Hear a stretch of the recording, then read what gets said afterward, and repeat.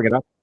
Hey, everybody. Wow, it's been a freaking week, and I'm trying not to cuss because, man, we have so much to talk about today. Like, oh my God. Dude, like, what is your head and face doing? What is going on? I'm being handsome. No, you're being Bro, like the cockroach alien from the Men in Black 1, who's like pretending to be a human and just doesn't have all of the things right. Don't make me bring up the time I beat you up. Don't make me bring up that time. We were at Indie Scribe. I don't even know how to say the convention I paid $3,000 to be at and made no money at. Have you been drinking, Stevie? All right, now we're gonna move on to Eileen Mueller, who is our. Damn it, Andy! Why? She's a guest, Stevie. The word is guest. Guest. Our guest, Eileen Mueller, today. She is going to be on the Ellen Show. Eileen Mueller, thank you so much for being with us, and thank you so much for ignoring me at the 20 bucks to 50K convention this year. Now you behave yourself, or I'll get my dragon claws out, Stevie. There we go. More like a promise. Put him in his place. Now, you were at the 20 Books convention, and it's not my fault that I roamed the bar for hours looking for you and never found you. I was dressed like this. She honestly was. She joked. How could you miss me? Every time I saw her, she was wearing dragon wings, or she was like with somebody posing for a picture. She's just this popular person, and everybody thinks for like Stevie Collier to be like this Eileen Mueller, but I'm actually kind of not a Stevie Collier. No, but you're kind of cute. You'll be fine. She's a better. Oh, thank you.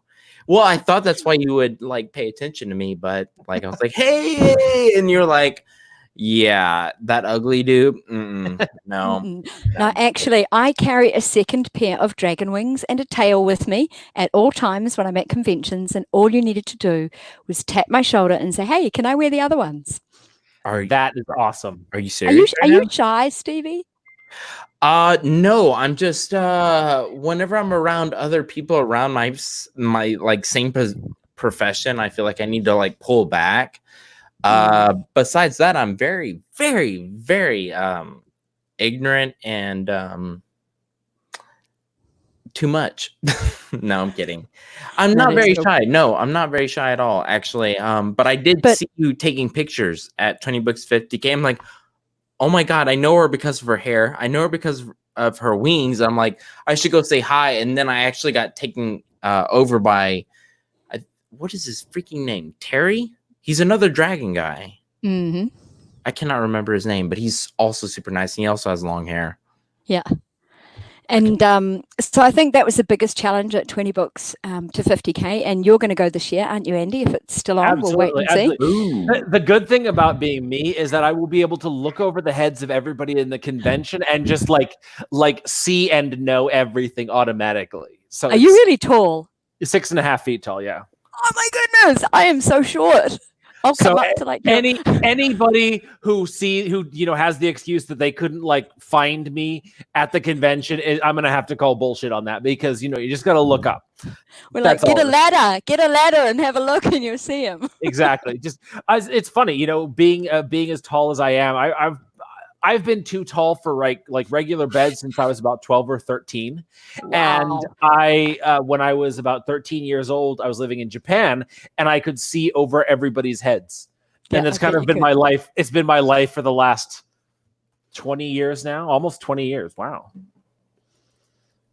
I mean, so at 20 Books to 50K, there was so many people. I had people that I was messaging and we were trying to meet up and we never, ever coincided. And then every now and then I would just run into someone. Like I was like, oh, Lindsay Barker, can we get a photo? Fangirling. It was so amazing. I saw a whole lot of my favorite fantasy authors, indies there. It was really cool.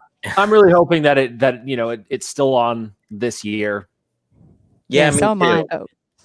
That's weird to bring that up. Yeah.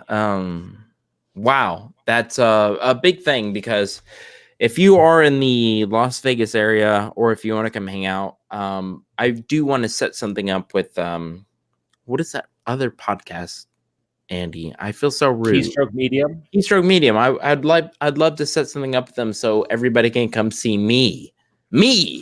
That's I'll come and see you. Yeah, thank you. Yeah, well, you didn't say that last year. No, I'm kidding. I'll bring you a tail. Yeah.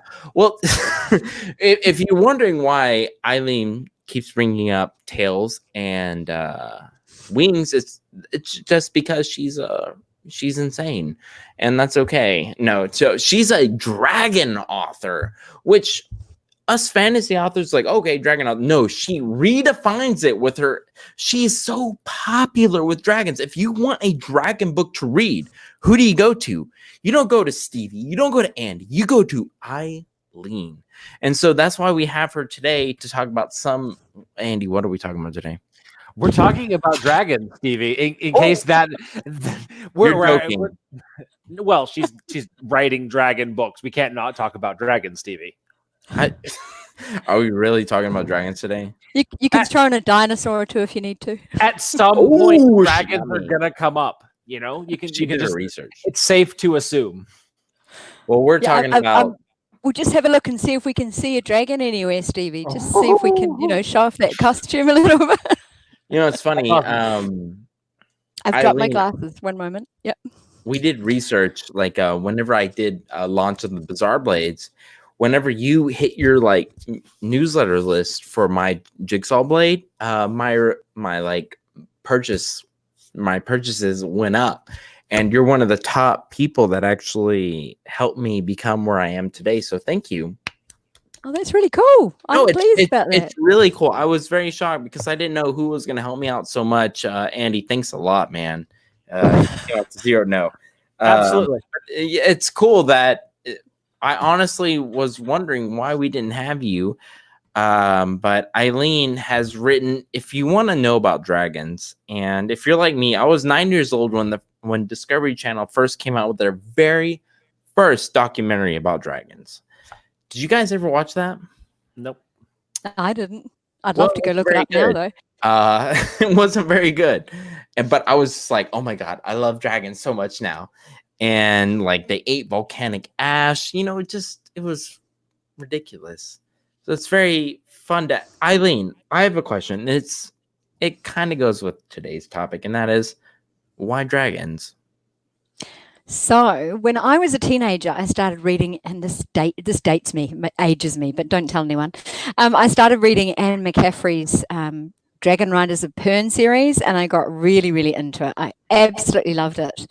I was quite young, I might have been 12 or 13, so I didn't tell my parents that there were sort of, they weren't explicit, but there were, people doing stuff that was adult stuff in those books. And me and my sister used to read them and compare notes and say to mum and dad, oh yeah, they're nice kids' fantasy books. But we really, really enjoyed them.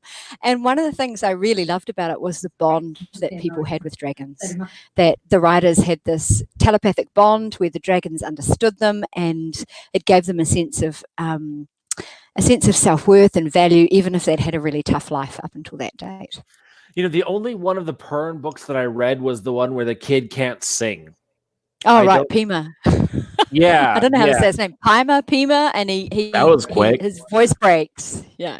Yeah, and so that was the only one that I'd read, and it was awesome. But where I was at the time, there was no more access to any of the other books, so I was never able to read it. And then by the time I was actually able to read a bunch of stuff, there was always other things to read. But I really did enjoy that book. It was I loved that connection between the dragon and the writer, and I think that was kind of what Christopher Paolini was drawing on when he wrote the Eragon story. So when you mentioned the topic for today, bonding, it made me think of that bond that Eragon has with, I'm going to say Saphira.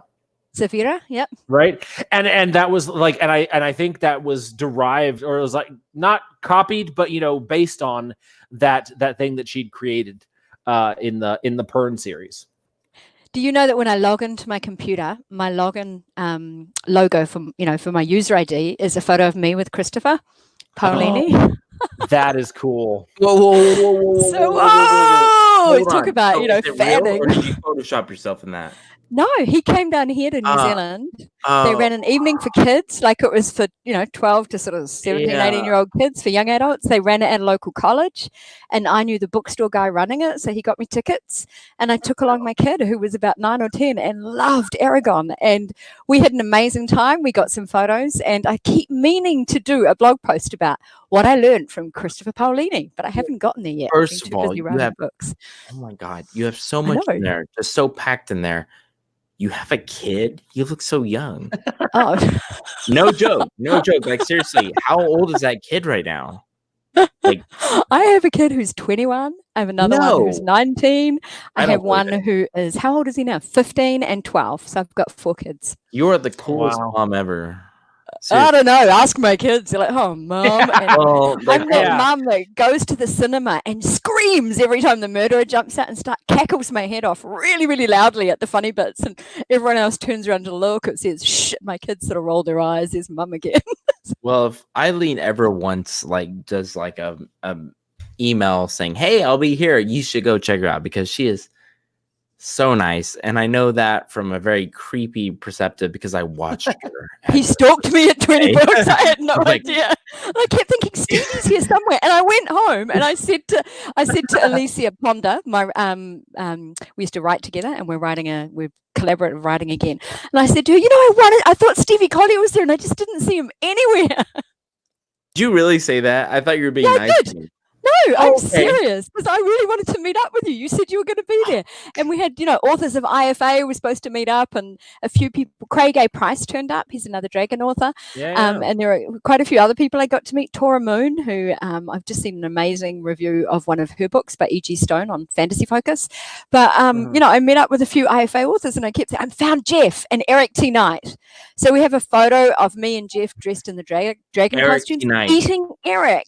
That's who it was. I met Eric T. Knight. He had long hair. He came up to me, and I was like, "Oh my God, dude, you're Eric." He's like, "Yeah." He's like, "Oh." That long hair, that long blonde surfer hair. Yeah, and did you go to the fantasy panel? Did you go to the fantasy panel he was on? Because I was there. I was in the front row. Sci-fi, so I didn't go. Oh, and you know who else was there, which was amazing, was Todd McCaffrey, who's Anne McCaffrey, who wrote Dragon Riders of Pern. Todd is her son, and he's continued the series, and he was there. So I was just like, it was just amazing. I could have touched him and been a part of it. Yeah, I spoke to him. Ooh, okay, that's better than me trying to sacrificially do it in like a hotel, capture him and cut skin off of him. Stevie, what are you talking about? Yeah. I'm just He's going to clone him. He's going to clone him. So should we get on to our topic? Are we getting well, it's your fault, Eileen, because you're too easy. You're too easy. Oh my God! Not in that sense. Sounds wrong. No, but you're too easy to talk to. Yeah, Stevie, you really. I'm giving it over to Andy. Take it. Yes. So Eileen, at the beginning of every episode, sometimes 12 minutes in, we talk about something cool that's happened to us over the last week or so. Has anything cool happened to you in the last week or so? Let's hear it. I have done 2 things this week, which completely and utterly I don't know what the word, bamboozled me. So someone approached me and said, would you like to set up a fan group on Facebook? And I said, I would love to, but I'm really terrified of setting one up because I might only get 20 people for a year and it'll look really bad. Join the Eileen Mueller fan group. Come and join 10 of us or 3 of us and hang out. Although that would be intimate and quite fun. So I was talking to this guy and he said, well, let's do it. And I said, but I've already got a fan group with Alicia. Now, I've got to make sure I say her name right. And Jeff Kohanek is responsible because he told me how to say it. Alicia Klafik. Is that how you say it? I always want to say Klapik, I think. Klapik. I always want to say Klapaheke because that's how we'd say it. Right. In Māori, but it's not. So anyway, so Jeff told me it's, anyway. So Alicia and I have a fan group. We talk all the time, but I never actually hear it. Once she said her name on video, but she said it so fast I didn't catch it. And I'm quite bad with names, Stevie. Join the club. But I have a fan group with her, but I thought going out on my own, man, that's going to be really hard. It'll take ages to build. We opened it and we have 250 people. Wow. And we opened it 3 days ago. So we hit 100 on the first day. We hit 200 halfway through the second day.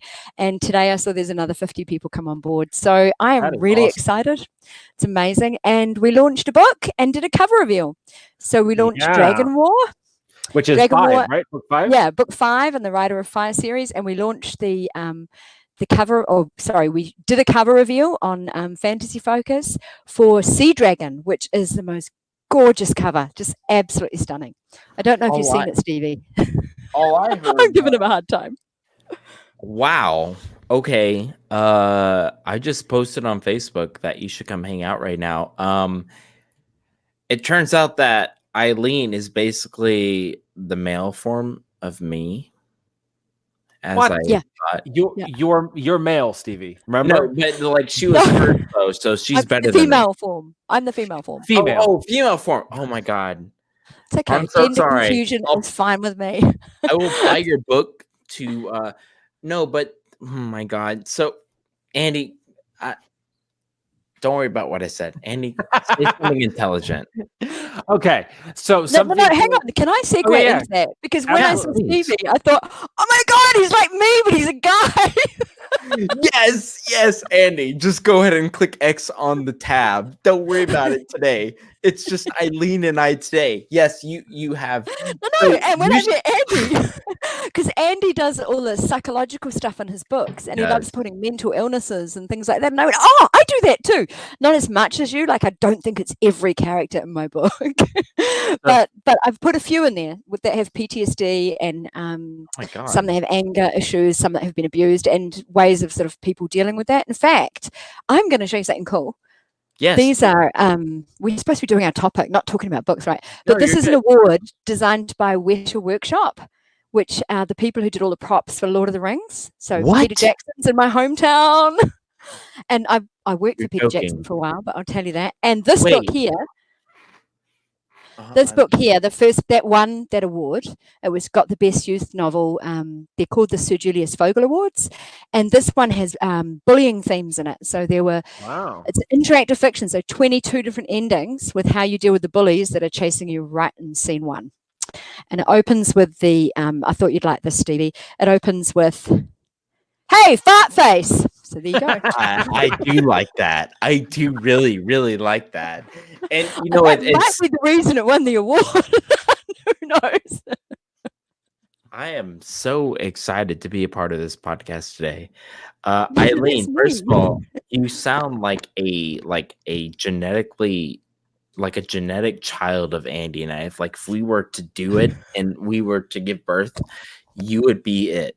And that is the Fantasy Fiends podcast. That is the Fantasy Fiends podcast going in a weird direction, Stevie. All right, Papa Andy. Okay, fine. No, but call me Poppy, please. Poppy. I'm sorry. We actually had to talk about how I don't say Papa right in Spanish, and it throws Andy off. That's what's important to learn. No, Eileen, Jesus Christ, dude. Excuse me. Seriously, that's freaking amazing that you started a book with fart face and you were able to get that award. You give people like me, people who make amazing jokes just like that, hope.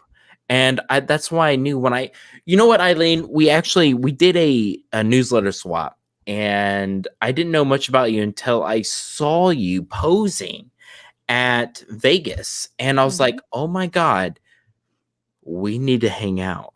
We're going to get along very well. Almost too well.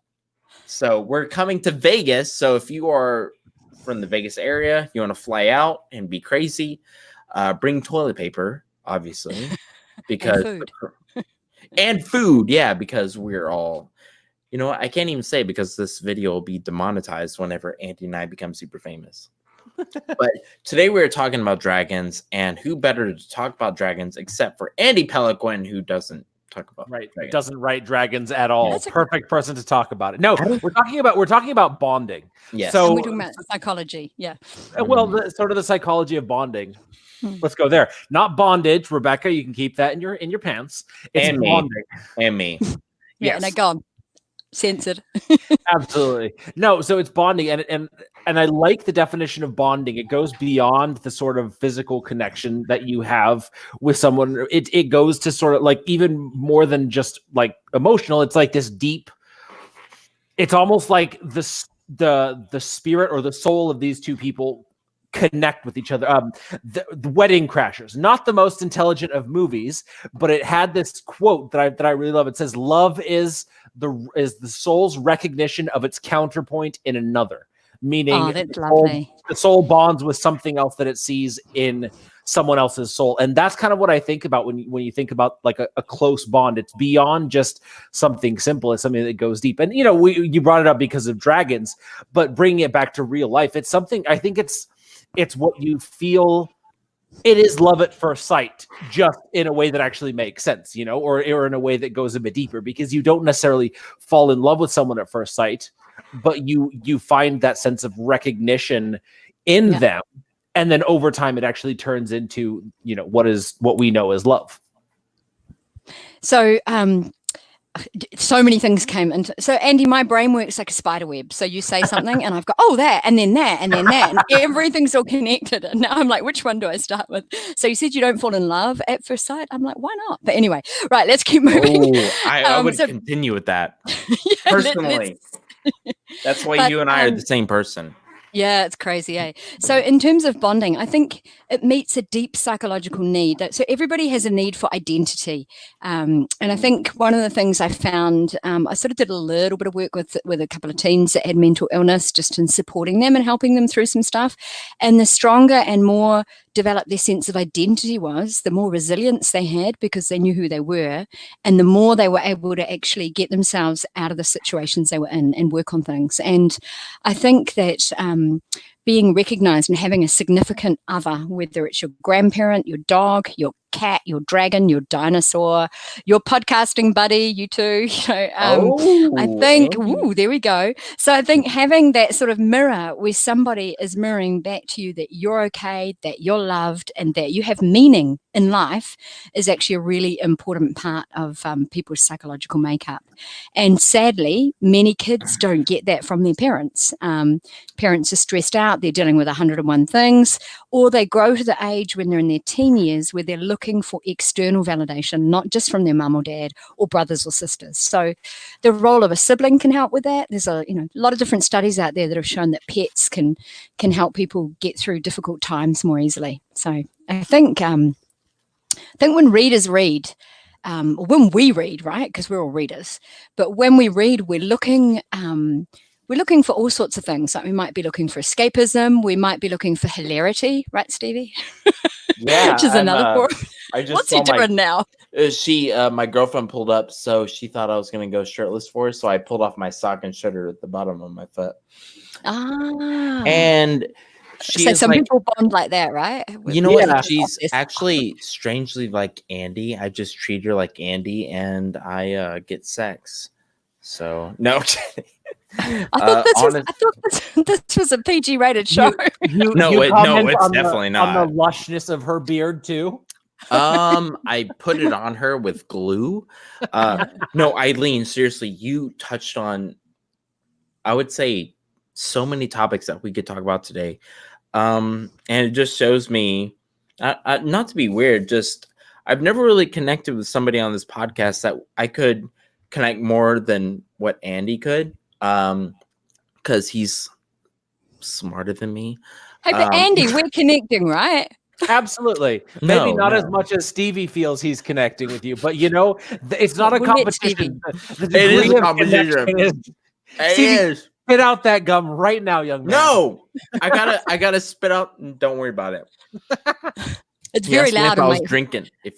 Hearing Stevie chew, that's like I'm sure that's why we're bonding. Let's talk some more. This is not an ASMR podcast, Stevie. Get that shit out of here. Okay, so we were talking about bonding, about relationships, about validating people and what helps them grow. And so I think if they have a sense that there's a dragon, even when readers are reading, okay, another segue. There's my brain going in 5 directions. So when people are reading, let's take a romance a romance reader, right? They read because they like to see those relationships clicking into place, that even though there's difficulties, hard things happening, it all works out in the end. And there's a happy ending, there's a sense of fulfillment. And when they read about, say it's a female reading about a guy, they're like, oh my goodness, that guy is amazing. He just gets her. And they might not have that in their own lives. Like in reality, sometimes things gel, sometimes they don't, sometimes there's misunderstandings between couples, but they know if they go get a good romance read, they're going to see an amazing bond in action by the end of the book and a happy ending. And it gives them a sense of happiness and well-being in their lives. And I think dragons are similar. Not that we're doing dragons bonding in that way, Stevie, but... Well, unless you read that sort of, the dragon harem stuff. Yeah, but not for my books. Yeah, good. So my books are young adult, so I try and keep it at that level. There is a bit of violence in my books, and that's something I found has crept in further and further as the conflict has escalated. But so they get a sense of having a friend that understands them, someone who gets them, someone who gets everything about them. Because if you're talking telepathy, which in my books are called mind melding, if a dragon can mind meld with you, then it gets your emotions, it gets your feelings, it gets your thoughts, it gets everything. So instant understanding. Yeah. Andy, do you want to go? Yeah. I was thinking the bond that are sort of that was created between humans and dragons in fiction. It stems from the bond that comes from humans and horses, which were kind of like the earliest pets or companions. I didn't know that. Humans and dogs. Well, so I mean, you're riding a horse, you're riding a dragon.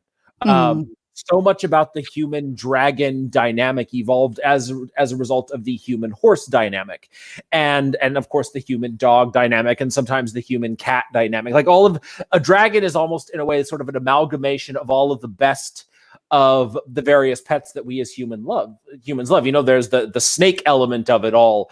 There's like all these different things, and sort of the power of a dragon stems from just how powerful horses are. You look at a big ass war horse and you're like, all right, that thing is going to kick some ass. So then let's take it a step further and make it a dragon. But then it does in a way, sort of evoke that bond between pets and humans. You hear that people say that their pets, they just get them, they know when you're having a bad day and they cuddle up to you on the couch, or you see this a lot in fiction and in stories where the person is bonding with their horse. I mean, The Witcher is such a great example of it. His horse is like almost a character into itself.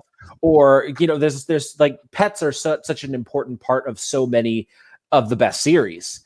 And that's what dragons sort of play with. Instead of the dragon being sort of this force of terror or fear, which is what they originally were, they're this companion, this faithful companion that's both a protector and a supporter. And then when you get into the whole telepathy thing, someone who understands you and who empathizes with you on this deep emotional level. And it sort of fills all these needs that we as humans have in just one thing, as opposed to finding it in all these different people and pets and companions in our lives.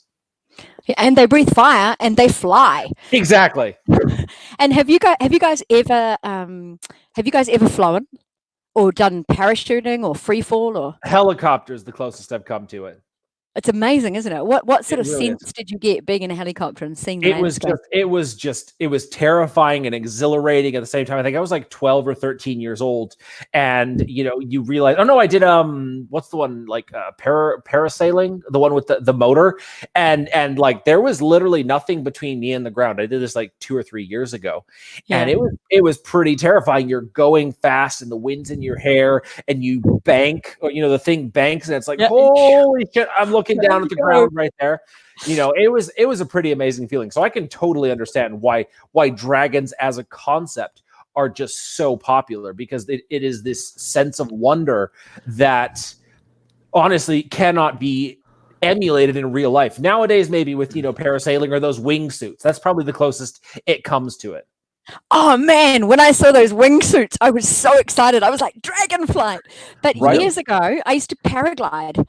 So sit with, piece of cloth above you and jump off a hill. It was really hard work because we did it here in New Zealand, and there's like 2 gondolas in New Zealand now, but back then there was one, but you couldn't do it there. So I would drive hours up the North Island and go to Auckland, and there was a Swiss paragliding instructor, and we would all meet, and I'd bring a car full of people up, and then he'd lend us all paragliders and teach us how to do it. And we jump off hills. Now, I have a couple of confessions to make. And one was that I was so terrified the first weekend that I didn't get off the ground until they were ready to pack up. I kept going to run and I go, no, and put the brakes on. I was just terrified. Whoa. And then finally they said, try halfway down the hill. So we're all going back down to finish for the day. And then I jumped and I had the most amazing little tiny 20-second flight. And I was so excited. And I said, can I do it again? And he said, no, you've missed your chance now. You'll have to come up another weekend. And then finally, I went a few times. And one time the weather closed in and I was going to be the last person off the rank. And in the end, I didn't get to go. And then one day he kept giving this old paraglider. And one day he said, you know what? We're going to give you a new one. And I had the most amazing flight. I was in the sky, beautiful beaches, the sea below and rolling green hills. And I was in the sky for an hour and 20 minutes. Wow. Absolutely loved it. And I was up there and just singing and carrying on and cruising around in the sky. And I just loved it. Absolutely loved it. It was amazing. I won't tell you about the crash landing I had. No, you got to say it. You got to say it because I got a lot of stuff to say about all that. You had a crash landing. Do you mind telling us? So my paragliding instructor, he was a Swiss guy. He was lovely, and he's still a paragliding instructor. Swiss. And he learned, and I'm married to a Swiss, so that all ties in now. But anyway, so he, I think he got a little bit carried away because there were all of us landing and things, and I was coming down, and he talked you down with a walkie-talkie, right? Oh, walkie-talkie, that's it. Yeah. So I thought he was with you, like behind you. No, I was on my own. Attached to you. Oh, okay. No, this is like flying so solid. Like really brave. You're like an action figure. Biggest chicken.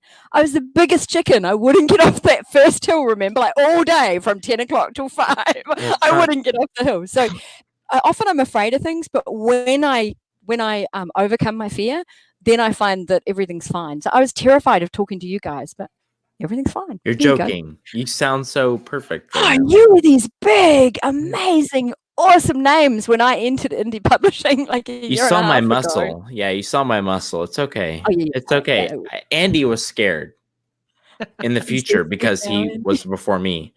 But okay. no, so the crash landing. So the Swiss guy crash landing. Excuse me. That's way better. So he crashed. Okay. Yeah, so the Swiss guy's standing down there talking me down, and all these people came flocking around him because they all got really excited about seeing a paraglider. And he started paying a little bit more attention to them and a little bit less to me. And so he gave me some instructions. He said, pull your brakes on, and I pulled my brakes. I landed. I was like, oh, yay, I'm fine. And he was talking to people, and I let go. So what happens when you're letting go a paraglider that you're trying to deflate? You're trying to deflate and you're pulling the air out of it, and you have to hold on to your brakes for a good, I don't know how long, a minute or so, at least after you've landed. And I let go, and a big gust of wind came. I live in a really windy country. A big gust of wind came and dragged the paraglider across the ground backwards with me attached to it. And when I opened my eyes, I must have squeezed them shut. There was a thorn bush this far away from my eye with massive big thorns. I was so lucky, but I had been dragged across rocky ground. So as a result, I hurt my back and didn't end up paragliding again because there just wasn't an opportunity. And I was going to Switzerland to learn how to paraglide. And I was a young, naive Kiwi who went to Switzerland to learn how to paraglide, discovered that it would cost me $7,000 to get my paragliding license. Got a job where I wasn't earning much and never ended up learning to paraglide officially. It's $7,000 to get your paragliding license. $5,000 or something crazy. And that was, I went over there with a few $1,000s thinking I could live for a year and ended up in one of the most expensive countries in the world and discovered it didn't quite work. So you're not from England. You're from England. I'm from New Zealand. Oh, where did you go to get your... I'm so confused. Where did you go to get your New Zealand... Wait, what? No. So I was born in New Zealand, as you guys say. Okay. Or as we say it, we talk really fast down here. So we say New Zealand. But New Zealand. New Zealand. New Zealand. Stevie Collier, independent one. Just go. Yeah, I know that. Like, I have a friend who was raised by a Kiwi, and that guy talked fast. What the heck is a Kiwi? And when I left New Zealand, a Kiwi. What? People from New Zealand are called Kiwi, Stevie. Why? That's a fruit. You know what the All Blacks are, Stevie? The what? The All Blacks. The All Blacks. The best rugby team. If you're from South The guys with muscles this big with, tattoos and dreadlocks. Me. Yes, me. You've I probably understand. seen them doing the haka, Stevie. Have you seen them doing the haka? Oh yeah, for sure. If you've seen videos on the internet of people doing the haka, you're gonna have seen the All Blacks team doing it. Black uniforms with the silver. Fun tip. If you're from South Texas, you don't know anything else unless it's the Alamo. So good luck. No, I'm not joking. But yeah. So a kiwi is a native New Zealand bird. Okay. And it has a bill this long. Whoops, you can't see that. Like about its beak. Oh, the bird. The bird has a beak, sort of really long. Hang on, I can't do this. Like I'm trying to look on the video, and they're very nice, right? They actually come to you, right? They're really shy, and they only come out at night. And they're not vampires; they're just nocturnal birds. But they can't fly; they're flightless. So I couldn't write a book about flying kiwis. That wouldn't work. Yeah. But the most interesting thing about a kiwi is, even though its bill is sort of like a foot long, it has the smallest beak in the world, because the nostrils are at the tip of the beak, and the beak is measured from where the bird's nostrils to the end are. So it has the smallest beak in the world and probably one of the biggest ones at the same time. But they are called kiwis, and then kiwi fruit. Have you ever eaten a kiwi fruit, Stevie? Oh, I'm addicted to them. Okay, so they were called Chinese gooseberries when I grew up. Really? And then, and they rebranded them, and they set up massive orchards in New Zealand, and they exported them as kiwis. That's awesome. So everybody knows the fruit. No one knows the bird. New Zealand has some of the best comedians. Okay, that I've watched. There's Rhys Darby.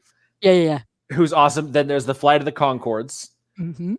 Who are awesome, and there's I cannot remember the name of this other guy.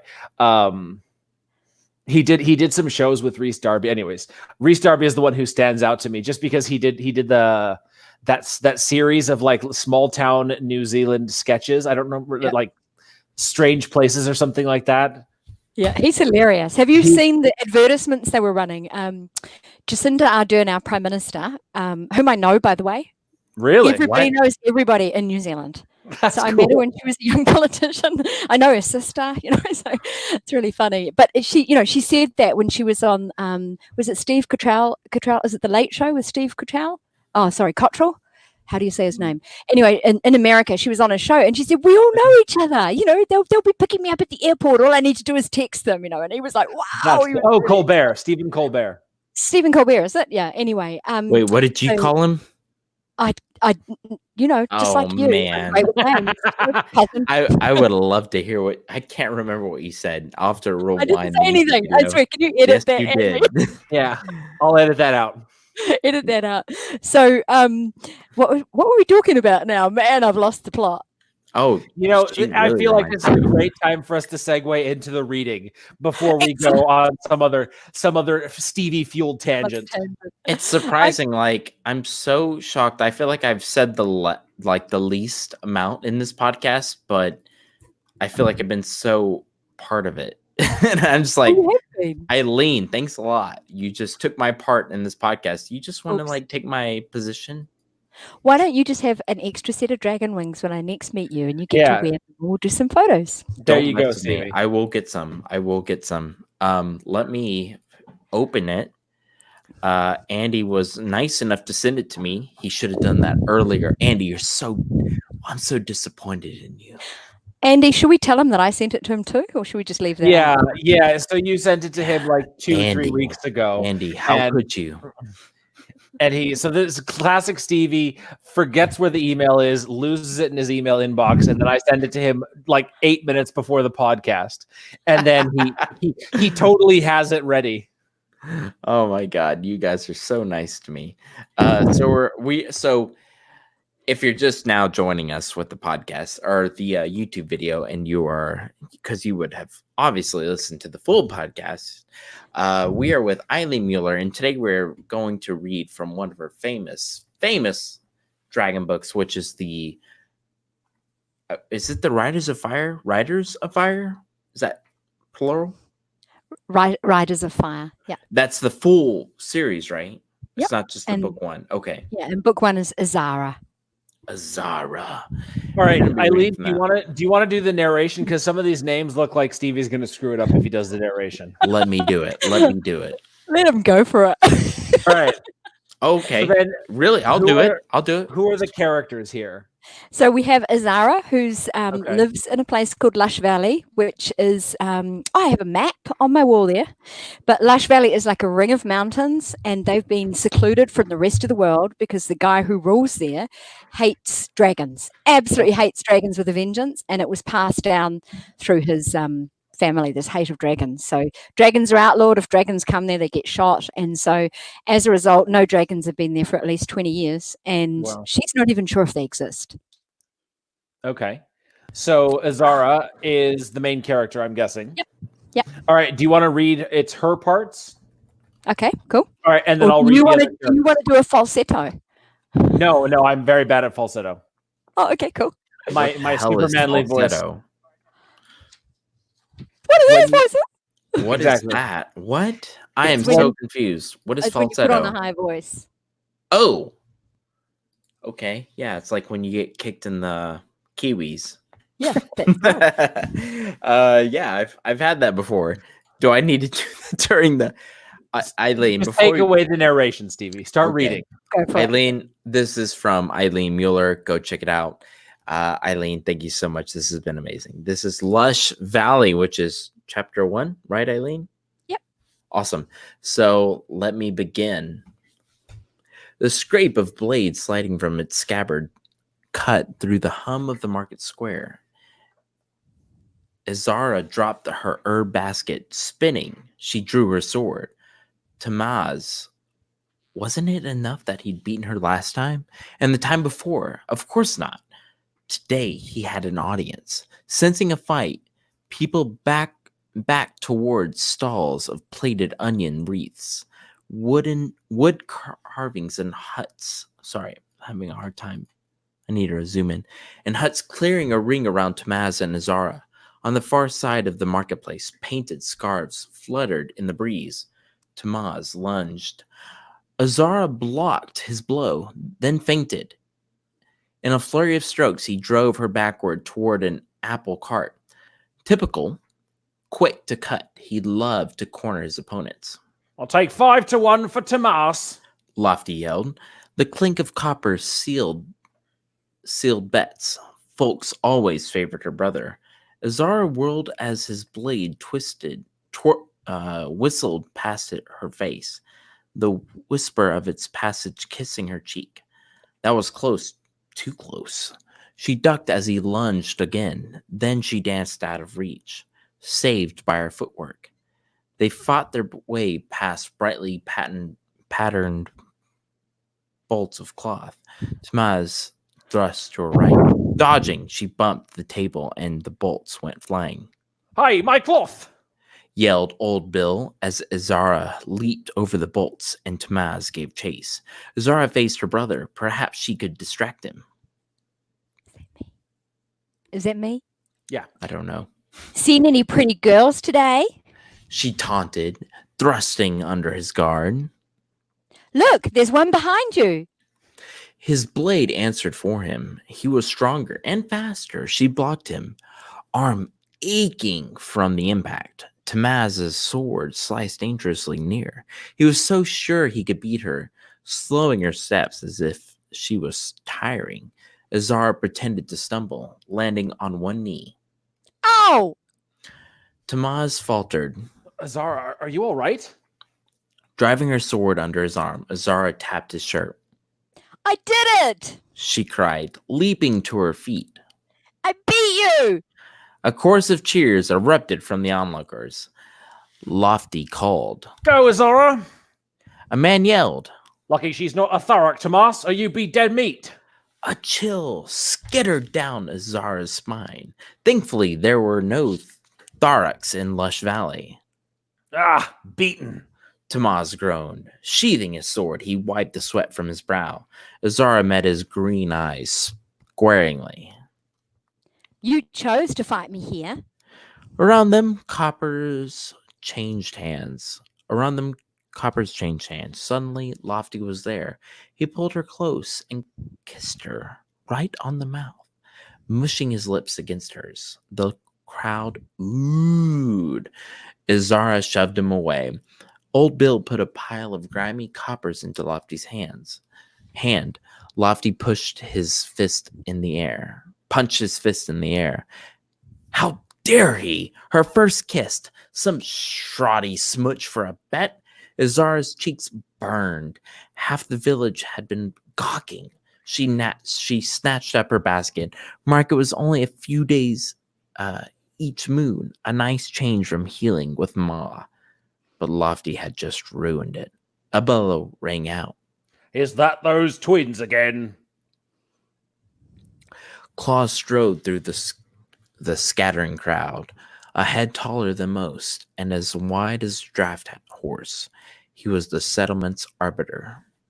Lofty slipped away. The coward. Tomas, Azara. Claus put his hands on his hips. Some villagers, pretending to be busy, glanced their way. Others stared outright. It's my fault. Tomraz squared his shoulders. I challenged her. In the middle of the marketplace. Claus glared. You could have taken out a litling's eye. Whoops. She hadn't thought of litlings. Ezra held up her sword. Our tips were corked and the blades aren't sharpened. Claus examined Ezra's sword with thumb and finger. In any case, you shouldn't have. She tricked Tomas! Old Bill, the traveling merchant, called. Fighting sneaky, like a dragon rider. As low as a dragon rider? Why was Bill mentioning dragons, especially in front of Claus? Was he trying to get her into trouble? Claus spun on Bill. I only let you trade here if you keep our rules. If I hear you mention those filthy winged killers and their stinking riders again, you'll be acquainting yourself with our jail. Old Bill glared at Ezra. She shivered. He gave her the creeps. Claus pointed a blunt finger at Tomraz. No fighting in the marketplace. Sorry, sir, it won't happen again. Tomaz replied. Ezara, damn it, the whole time. Azara mumbled her apologies too. They knocked over my cloth. Old Bill protested. Help Bill to tidy up. Claus threw a last glare at them and went back to his leatherwork. Old Bill rubbed his hands together. So, kissed by Lofty, eh? Azara wrinkled her nose at the fetid breath. The sooner they were finished, the better. Tomaz stared at Bill in disgust. I can't believe you put Lofty up to that. I mean, he's liked her for ages, and now he's blown it. There's no way my sister's going to like him back now. Azara rolled her eyes. Would you two stop talking about me as if I'm not here? Tomaz continued as if she hadn't spoken. Come on, Bill. You should have bet Lofty a silver. Men! Azara punched his arm. Come on, let's get this cleaned up. She picked up a roll of green cloth and dumped it on Old Bill's trestle table. Good morning, Lavina. Would she answer today? No, as usual. Bill's daughter, Lavina, ignored her, staring at the ground, lank hair covering her face. Tomaz threw most of the bolts on the table, then wandered off. Azara held the last bolt for a moment, rubbing the sea blue cloth.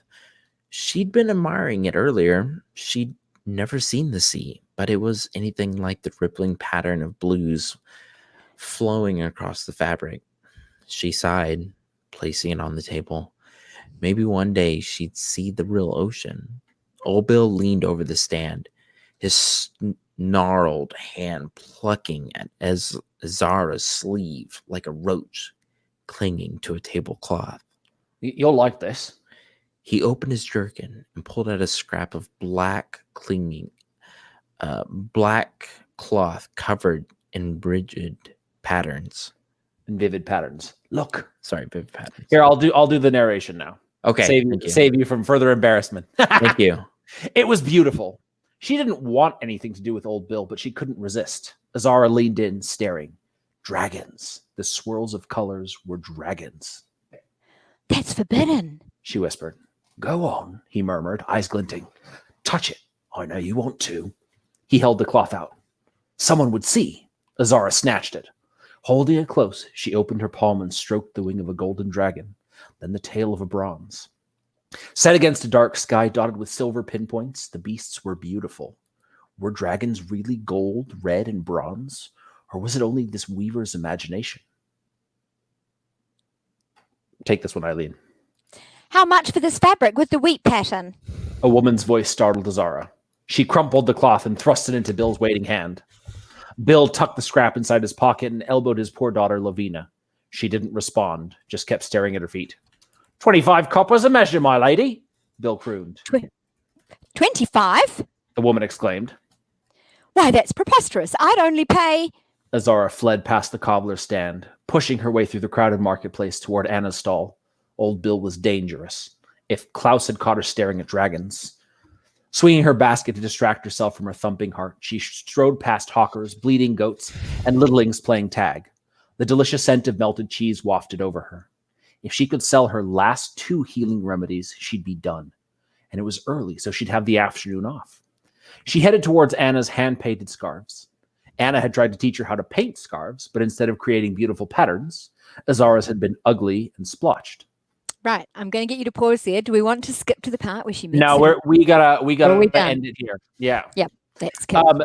Eileen, just one of the people in the chat has already added this book to their Audible wish list, so they will be playing the audiobook soon. That is so cool. I'm sorry, I'm having trouble with Google Chrome as well as YouTube, and I feel like you guys are like skipping, and it's not y'all, it's me. We're having trouble here in Austin, Texas, on the interwebs. Yeah, Eileen, I'm really sorry. I've really enjoyed this conversation with you, and I'd love to have you back too. You don't have to apologize. I thought both of you did a brilliant job, and I was going to ask, do you narrate your own audiobooks? Because both of you have awesome voices. You are not the first person. I have thought about whether or not I've got a short story in an anthology that I have considered narrating. It's just so much time, not only to actually do the reading, but then to like clean up the audio. And he wants me to do it. So, I mean, I'm so busy. Andy, thank you, but I'm busy. Okay. Fine. I'll do it myself, Stevie. Eileen, can we have you back on the air? Like, please, sure. Please. Anytime you want. Can we pay you? As long as Andy wants me back too, Absolutely. Absolutely. We want you back on the air. On the air. The air. On the air with wings. Exactly. On. We sound so intelligent with your Kiwi accent. What's that movie where the 2 old dudes work at Google and they keep saying on the line instead of online? Online. I saw that on Brazzers.com too. No, Can I just show your readers, your listeners, your watchers, not readers, but can I show a couple of my covers off? Oh my God. Please. Really proud of the art. I think my cover artist did an amazing job. Oh, her costume has a tail. Okay. Oh yeah, I have a tail. We should have had that. Things, yeah. So, and I have horns and I have little sleeves. So, this costume was originally made because someone from one of Sir Peter Jackson's team was having a science fiction and fantasy wedding, and I went along as a dragon because I knew I was going to be writing about dragons. So that's Azara. Is that on camera there? Can you see that? Yeah, I can see that. So that's really cool. When I first got, and they've got little stickers, the first 2, because they won local awards. That is cool. And they were mainstream literary awards. I entered the books thinking I've got no chance. And then I got an email and couldn't stop screaming. And that's book 3. I don't have, I'm not very good. No, it looks great. It looks great. Cool. So my artist, when he first sent me Azara, he works in the Philippines. You probably both know Christian Bentolin. Oh, yeah. Yep. So Christian pinged me my cover, and it was, Philippines is a few hours behind us, but he sleeps for half the day and then he works through the night to catch all the Americans online. And he pinged me this cover on Messenger, and I was so excited. It was 1 a.m. and I knew it was going to be coming. And so I got it, and I was in bed with my phone. I didn't sleep for about 4 hours, and the next day I had a TV shoot at work, and I was doing PR, so I was organizing all these TV people. I'd had 3.5 hours sleep, and I was absolutely trashed. But I just love my covers, and I think he's done a fantastic job making justice for the dragons. Right, Eileen, we got to have you back on the air because I could have had a full podcast episode on like 4 things you just said in that last thing you said.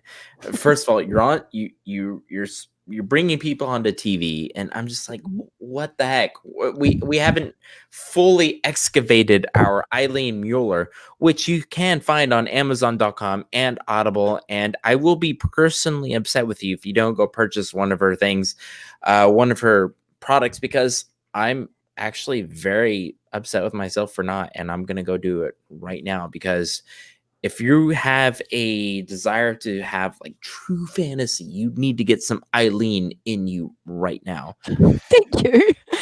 Phrasing. I wasn't being sexual. No, you weren't. Thank you, Eileen. I didn't even go there. Thank you.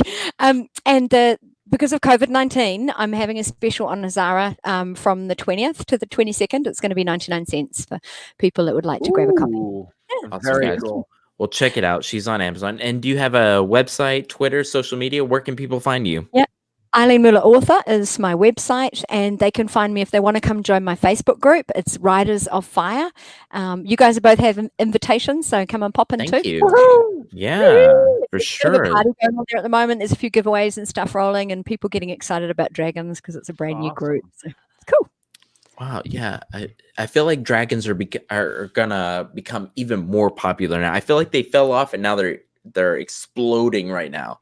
And I feel like there's a lot of new dragon books coming out, and the latest thing I've seen is dragons in it's not new, but dragons in urban fantasy. But there's a whole lot of people putting out more dragons in urban fantasy, and not just shifters, but dragon riders in urban fantasy. Are you considering going to that, or? Yeah, because my series, The Evil Commander Zens, basically is a scientist from 2050 on Earth, and he's the one that creates. So I have a lot of science fiction in the background, but the medieval characters don't know about science, so they just say that he grows creatures, and it all starts coming out in the book I've just released, Dragon War.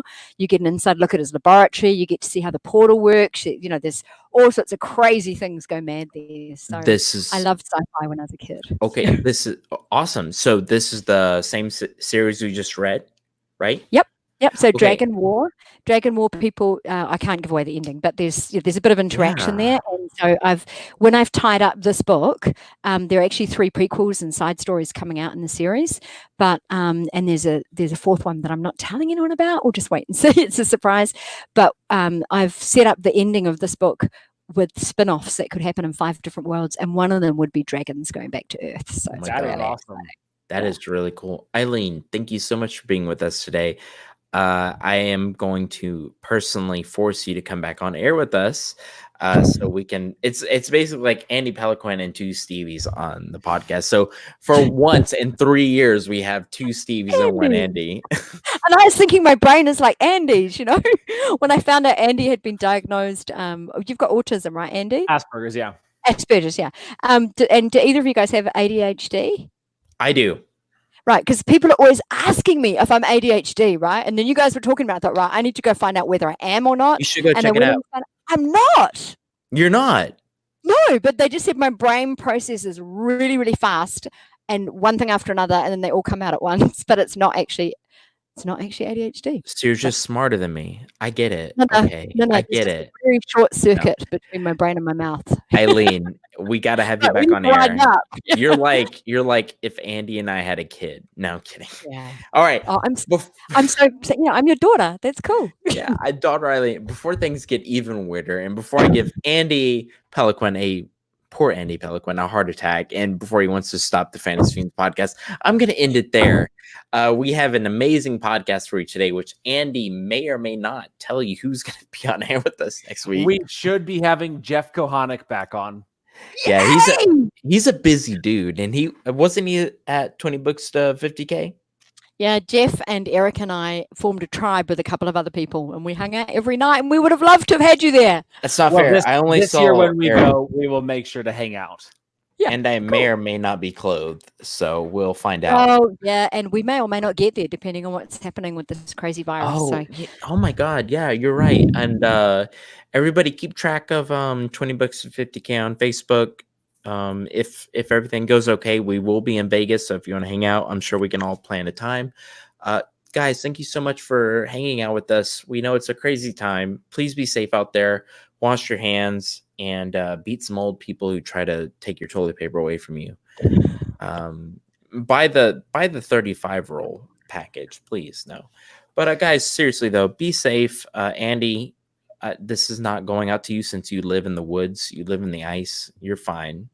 Actually, I have to quarantine myself for 14 days because I had to leave the province. Are you joking? No. So in Canada, the province that I'm in, they said if you leave the province, you need to quarantine yourself for 14 days. So for the next 14 days, I will be sitting at home, which, let's be honest, is not a real big change from my regular routine. The only thing is that I can't go out even if I wanted to. So I'm going to get a lot done. It's surprising how much I felt like worry towards you. I'm like, this is a guy like across the world, and I'm scared for him. Good. The world is good. I'm right in here, Stevie. I'm always in your heart. Oh, brother. You know what though? Funny thing is, Andy has been with me through a lot of hard times. Like if he died of Corona, I would be slightly sad. So, oh shit! I said, excuse me, crap! I said it. All right. Well, we're going to end the podcast now before Stevie says anything it again. else that he regrets.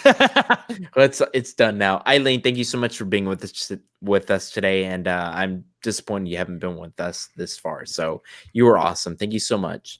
We will have you back on. Go purchase Eileen. The dragons roar.